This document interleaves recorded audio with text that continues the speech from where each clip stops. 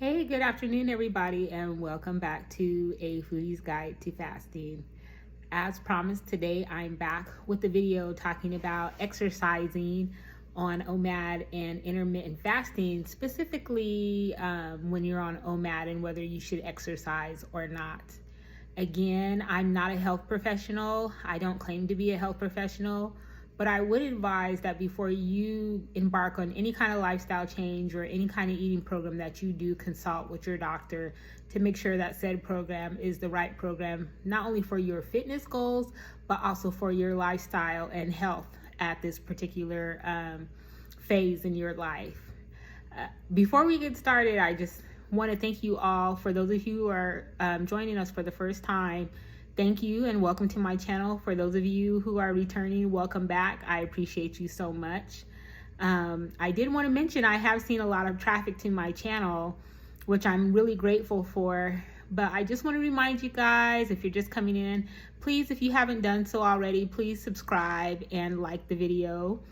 I think we all know at this point the way that YouTube's algorithms are set up. The more likes, the more subscribers, the higher the visibility of a video is.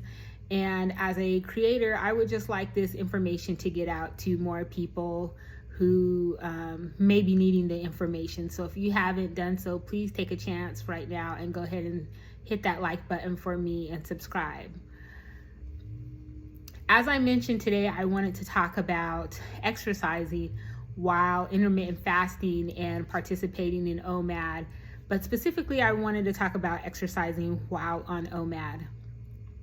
For those of you guys who don't know or who are just embarking on your journey, OMAD stands for 1 meal a day. I do have several other videos on this platform discussing my OMAD journey, how I got started, different meals, and just demonstrating what, my journey has been like up until this point. This is my second bout on OMAD. I'm just trying to lose a couple more pounds to get to where I want to be. When I first started this journey, I started out at 245.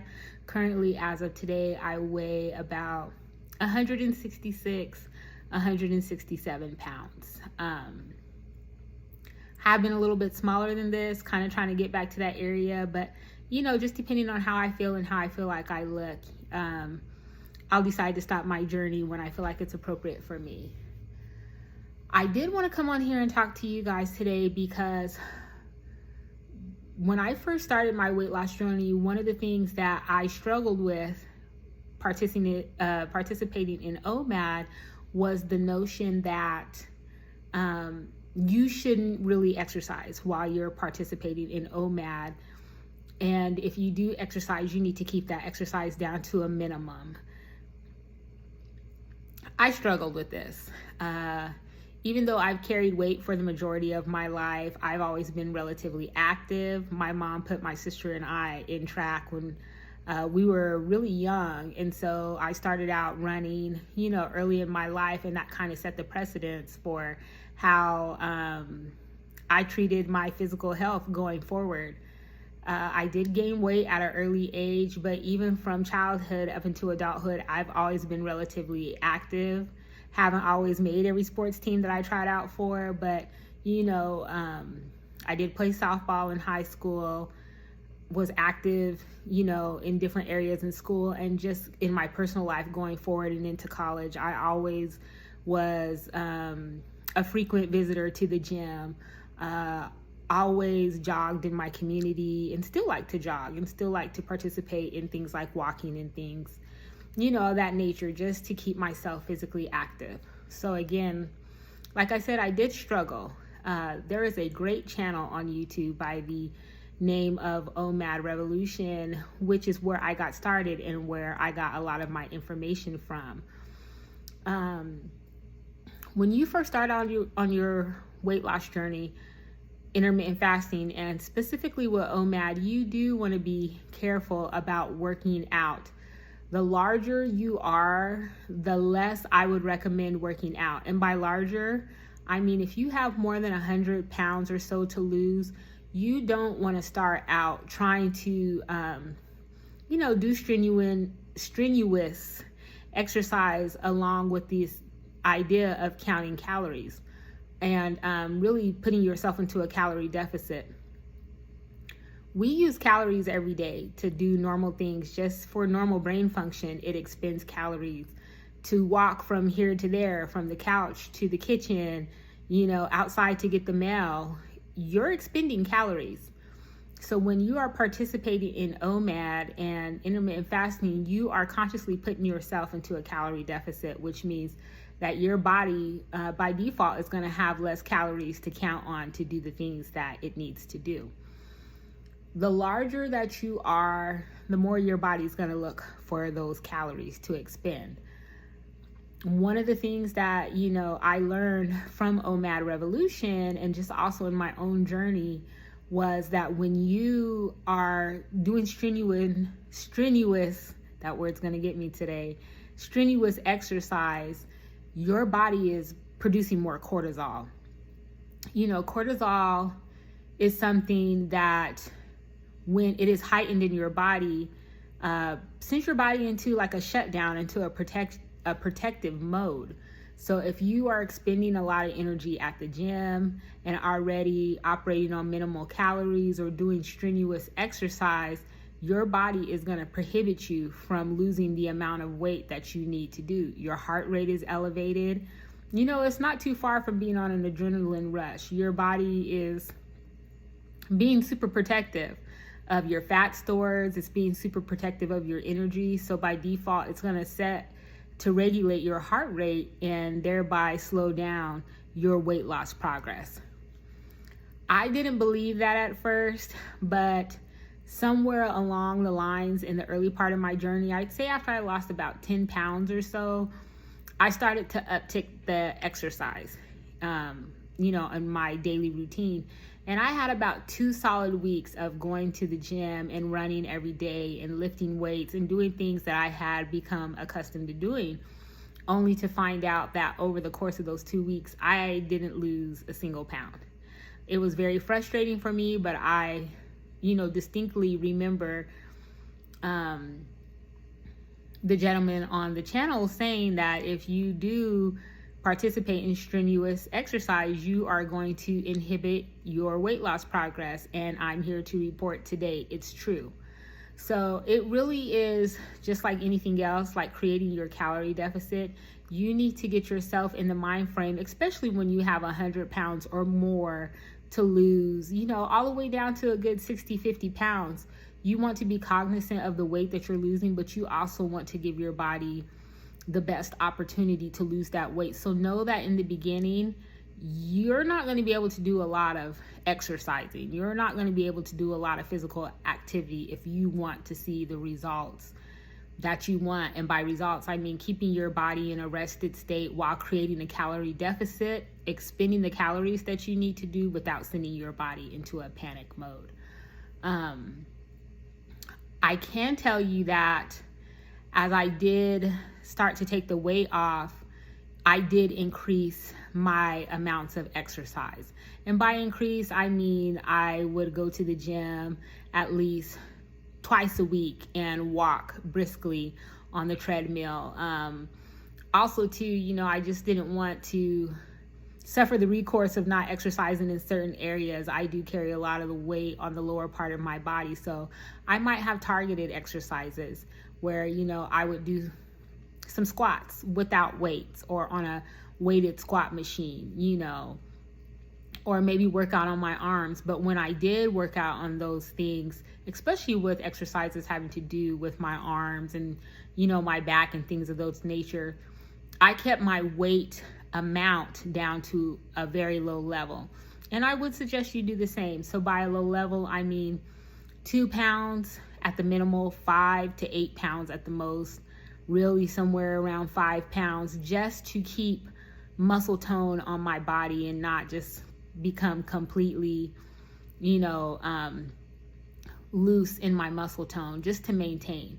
And that goes for men and women. You want to work out, especially starting out, especially based on your body mass, with the lightest amount of weights.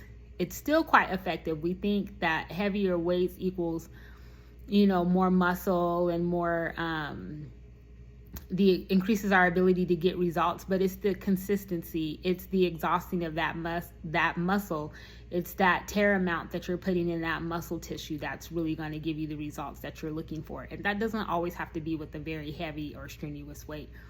And again, I would suggest the same thing for men and women. If you're a man that likes to work out, you're used to using heavy weights, if you are seeking to drop weight on this lifestyle change, you're not going to be able to lift, 30-pound weights and really bulk on your body and expect to see that weight come off.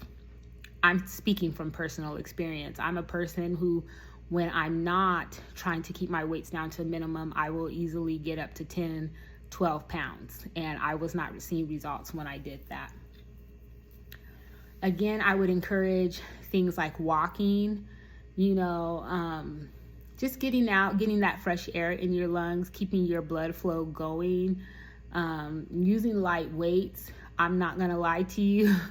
I had a gym membership that I was paying for, so I would go walk on the treadmill and then spend a good majority of the time in the sauna, sweating toxins out of my body, making sure I was moving toxins out of my body. It was nice and it was relaxing, and I was still able to lose weight doing just that.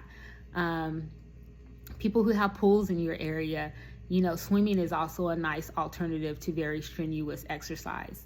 If you're getting the gist, just keeping your exercise down to a minimum and you will still see weight loss results. One thing I do want to share with you guys is it's important to track your progress through this too. When I was embarking on this journey, I was by myself. I didn't have anybody doing it with me. And so I don't really know that I necessarily hit that point or knew where that point was where I was like, okay, now it's time for me to start exercising. If I could have done anything over again, I'd say when I was probably a good 30 pounds maybe away from where I needed to be. And of course, it's going to be different from other people. I would have started working out more. Currently, I'm in the process of tightening up my muscles and also tightening up my skin. And it's not that I have, any regrets about that other than I would have started doing it sooner. I think I was scared that I would impede my progress. But now looking back in hindsight, I felt like if I would have been more consistent and increased my weights gradually and my exercise program gradually, I would have been in a better position than I am now. Although I'm super grateful for my weight loss, I wouldn't necessarily feel like I was just starting on that part of my journey. So I think it's important to monitor and then also just, be honest with a health professional about what your goals are and be realistic about what you're doing here. You are creating a calorie deficit.